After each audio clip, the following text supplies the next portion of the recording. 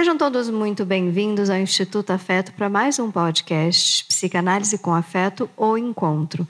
Lembrando que este é o último de uma sequência sobre saúde mental dentro do Janeiro Branco.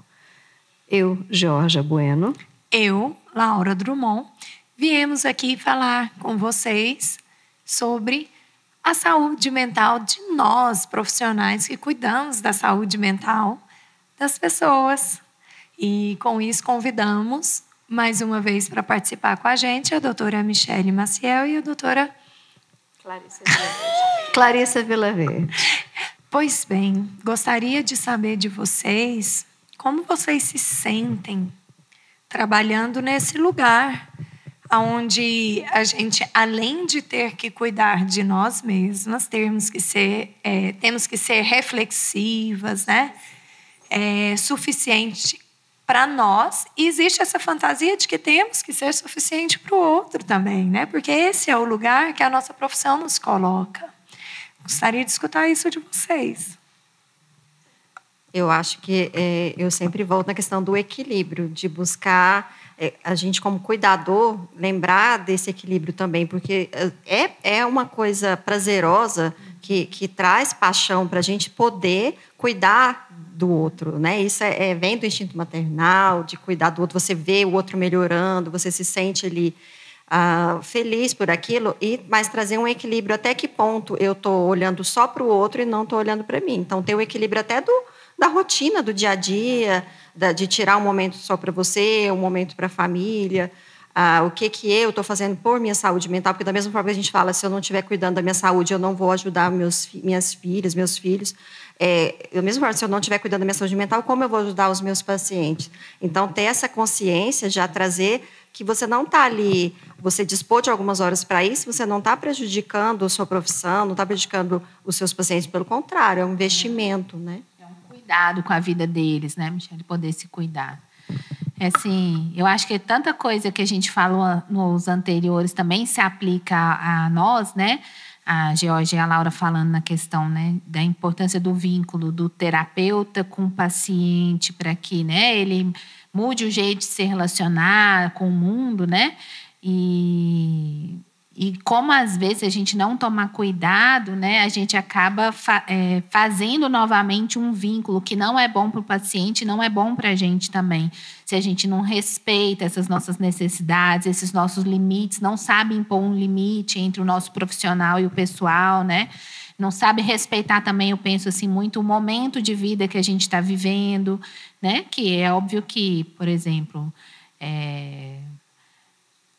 a depender se eu tenho filhos pequenos, se eu tenho filhos maiores, se eu adoeci, se eu não, né, se eu estou bem de saúde, se eu estou com uma mãe adoecida, isso, né?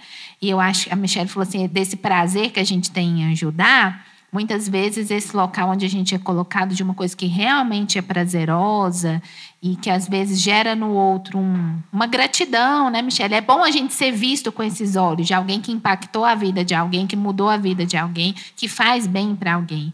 Mas que às vezes, né, o nosso ego também pode passar uma rasteira, né, se a gente fica nesse lugar desrespeitando os nossos limites, né? Então, eu acho que é esse equilíbrio mesmo, de saber o que eu dou conta de fazer de maneira adequada, né? Não deixar de suprir as minhas necessidades para cuidar de outras pessoas, porque no final eu estou prejudicando esse paciente também, né? E como a gente vê isso entre os estudantes de medicina, né? Como é alta a taxa de depressão, de ansiedade, até a taxa de suicídio entre estudantes de medicina é altíssima, porque a gente vê muito isso nos médicos, de ter uma rotina estafante, de procurar vários trabalhos e acaba que não cuida da saúde, está ali promovendo a saúde dos pacientes, mas a própria saúde dele está um caco, né?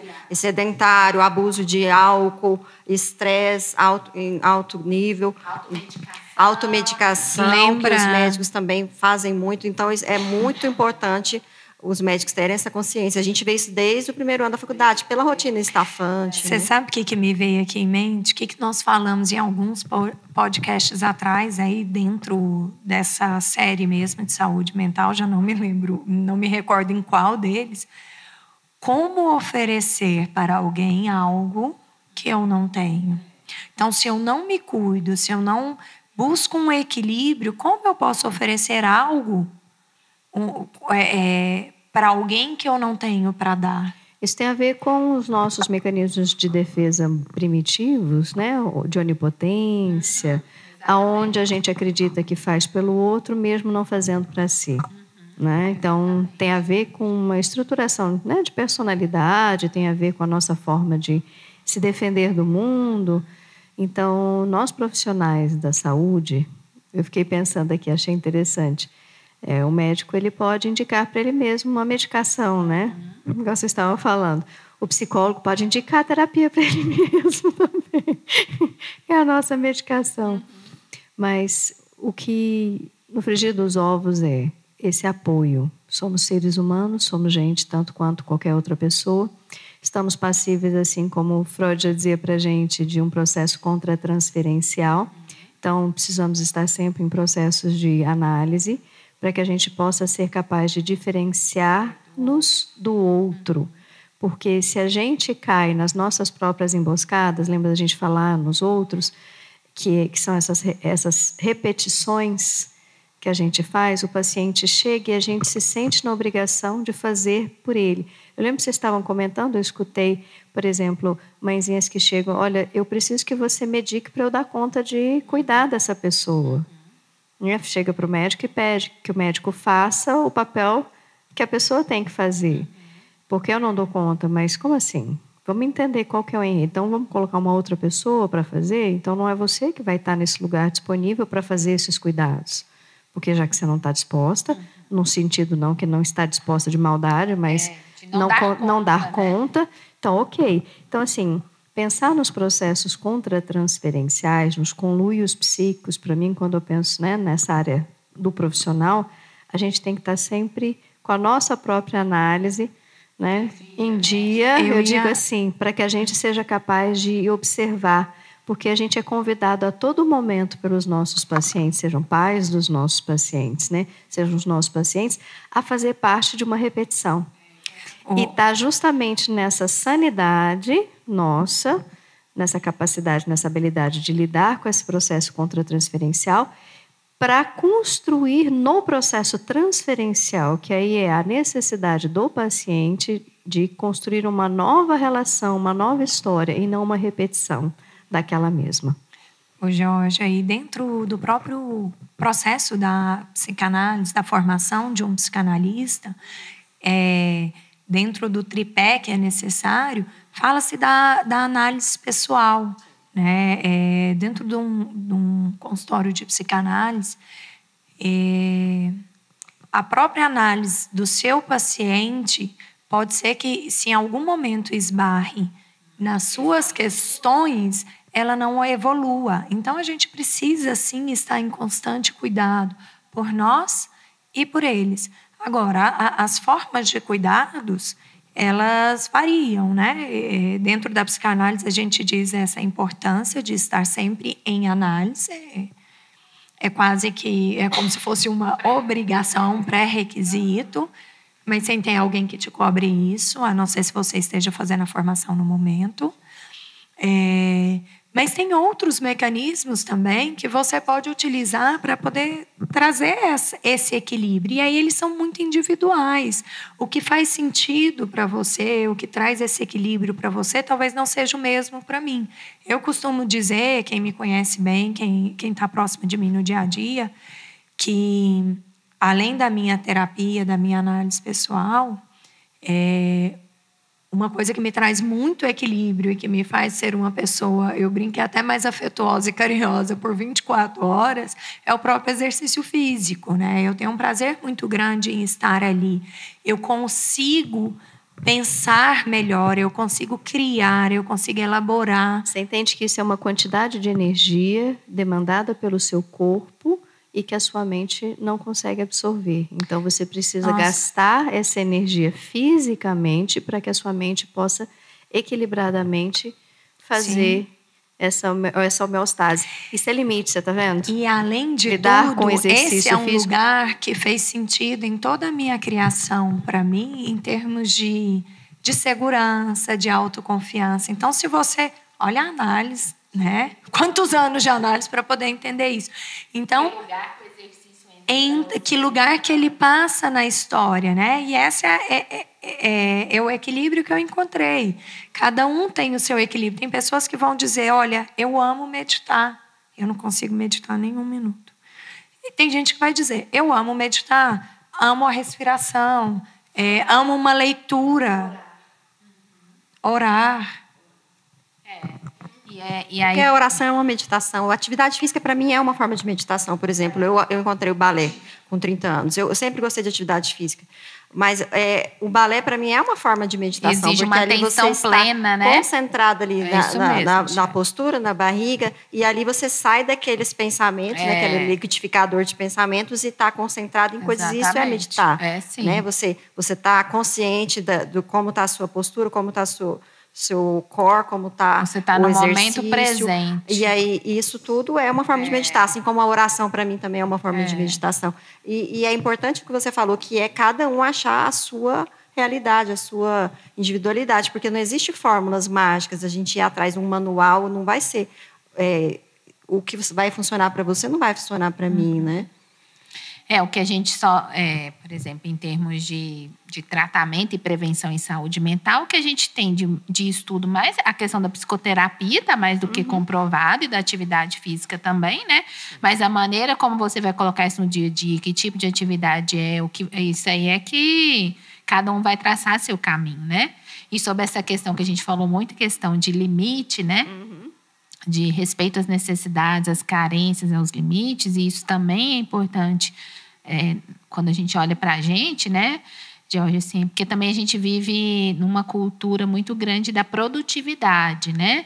Eu costumo falar assim, que o trabalho do profissional de saúde, de maneira geral, mas específico do profissional de saúde mental, é um trabalho artesanal. Sim.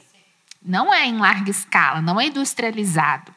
Né? Então, ele requer realmente um tempo para poder ser bem feito. E a gente tem um limite de tempo também. Né? Todo mundo tem 24 horas. Então, quando a gente também desrespeita, né, esses limites de tempo, esses limites, né, da demanda que eu dou conta, né? Porque a gente fica nesse lugar de que eu tenho que dar conta de tudo, tem pessoas sofrendo, eu tenho que responder, né? Ainda mais essa atualidade que a gente está vivendo, que esse sofrimento psíquico cresceu tanto, a gente entender também que é importante dar esses limites se eu quiser ajudar. Eu não vou conseguir abarcar, às vezes, né, toda a demanda que me chega, mas aqui me chegar, eu vou conseguir fazer esse trabalho artesanal de maneira adequada para mim e para quem está sob os meus cuidados, né? Então, eu acho importante porque a gente está numa cultura de workaholic, digamos assim, né? E aí, novamente, essa dica, né? Vamos dizer para nós profissionais de saúde, sabermos dosar a nossa relação entre carência e satisfação. Isso não serve só para o bebê, isso serve para todo e qualquer ser humano. Como é que você tem lidado com as suas necessidades básicas e como é que você tem lidado com a sua satisfação, com o seu prazer e seu desprazer? Então, justamente, isso vai de encontro com que a Michelle falou, isso vai de encontro com o que você falou, com o que a Laura falou, que é como a gente deve lidar com a nossa saúde mental, aprendendo a qualquer momento da vida, qualquer momento, seja com ajuda profissional, seja da forma que for, tá? Descobrindo você mesmo reflexivamente, né? Cada um da sua maneira. Fazer esse equilíbrio entre limites e frustrações. Então, se eu aprendo a lidar, eu consigo oferecer para o outro, então, um lugar mais satisfatório, uma escuta mais satisfatória, né? Um ambiente, eu digo, mental, físico, no sentido de acolhimento, mais pleno para o outro. Tá? Não existe nada perfeito, mas existe um equilíbrio. Se eu encontro o meu, eu consigo oferecer para o outro, olha, o meu caminho, existem, como a Laura disse, existem caminhos aí, encontra o seu. Né? Existem 1000 maneiras de preparar Neston, invente a sua. E é interessante a gente pensar... Mas não vai entender. O que é isso que a gente falou? A gente vai ter que pôr a propaganda no... Pode ser. Existem 1000 maneiras de se preparar Neston, invente a sua. Invente uma. Mas é positivo. Nossa, eu adorei. Eu Até me perdi aqui. E a gente fez o pensamento da aula de novo. Fugi, Eu nem importo mais, viu? Falar sequência, né? Eu nem importo mais. Uai, somos e acabou. Eu acho que é ótimo. Esqueci, não sei aonde que eu ia, mas eu ia em algum lugar. Eu acho que seria na questão do equilíbrio das necessidades. Essa parte do exercício físico. Não, eu estava saindo do exercício. Na escolha. Só para a gente fala dessa escolha e ó. E eu acho que a gente precisa também pensar e refletir. É interessante a gente olhar para esse lugar. Antes de começar a gravar aqui, a gente estava conversando entre nós como foi a nossa escolha por essa área de atuação, né? Por que será que um indivíduo escolhe a psicologia? Por que será que um médico escolhe a psiquiatria? O que tem da sua história, o que tem dessa constituição que a gente vem dizendo, que vem ali de trás, que te traz para ocupar este lugar? Né? Por que eu escolhi cuidar da saúde mental das pessoas? A Michele trouxe aí que...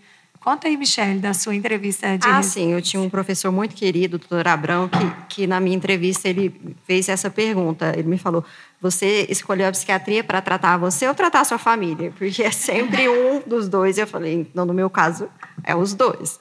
Estou aqui para ambos. E se a gente for olhar, é exatamente isso. Voltando naquilo que a gente fala, sempre passa por nós, sempre passa pela nossa história. Por mais que lá dentro da psicologia, o que a gente mais escuta nesses primeiros anos de... Às vezes, o primeiro semestre, né, de faculdade, sempre começa assim, por que você escolheu a psicologia? Porque eu adoro escutar, eu quero ajudar o mundo. Mas quando a gente faz um olhar um pouco mais profundo e um pouco mais reflexivo, você vai ver, está na sua história.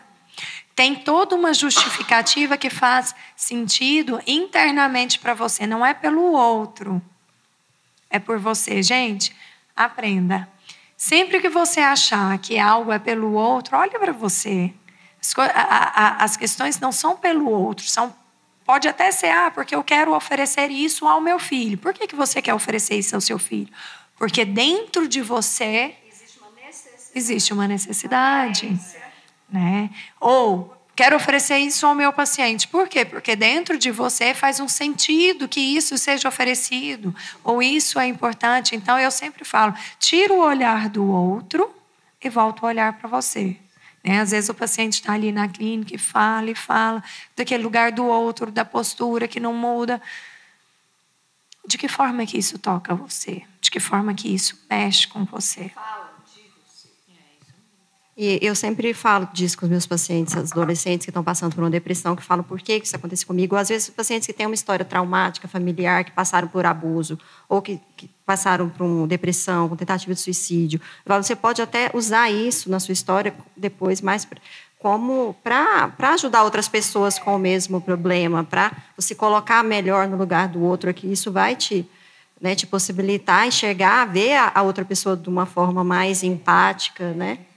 Então, às vezes, isso veio para você e você pode usar isso de uma forma que vai beneficiar outras pessoas. Às vezes a gente não sabe por que veio, mas eu posso dar um sentido para aquilo, né? Exatamente. Este foi mais um Instituto Afeto, aqui na nossa casa, com você.